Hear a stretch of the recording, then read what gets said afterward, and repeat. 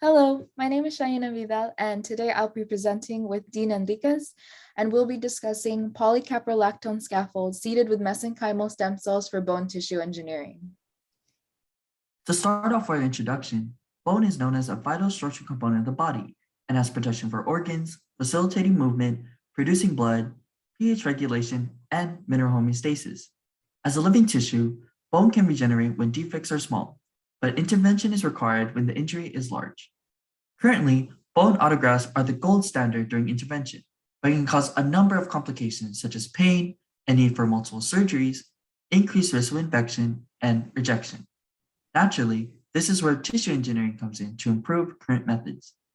Bone tissue engineering aims to take advantage of the body's ability to heal itself by introducing bioactive factors through cells seeded in scaffolds.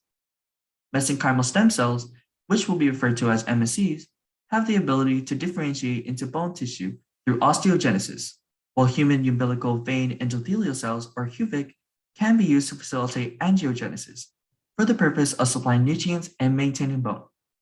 Since these cells grow best in ideal conditions, biocompatible and biodegradable biomaterials, such as polycaprolactone or PCL, must be used when introducing them via scaffold to the injury site. Although PCL is characterized as being hydrophobic, the addition of coatings would help supplement cell proliferation for MSCs and HUVECs. This is because coatings such as hyaluronic acid and gelatin also aid in biocompatibility by mimicking the cell environment. The current application of bone tissue engineering is a promising approach to current methods. In this experiment, we hypothesize that porosity, origin size range, and coating type will have varying effects on the attachment and proliferation of MSCs and HUVECs.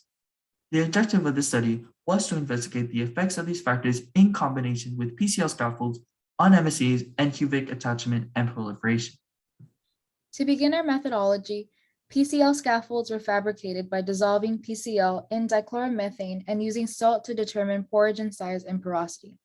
After allowing DCM to evaporate, 8 mm by 1 mm scaffolds were punched, then leached using the solvent casting method before being lyophilized.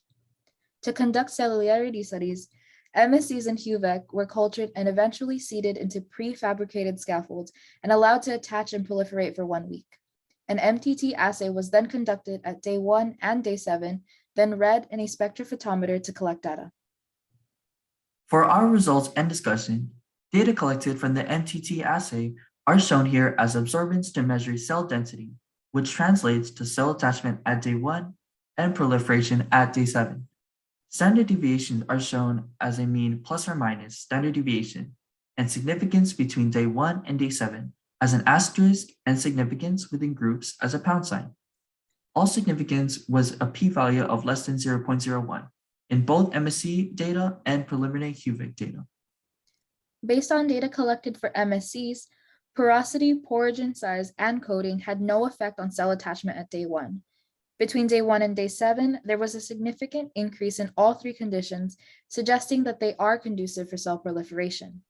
In particular, 80 volume percent was significantly different from 90 volume percent on day 7.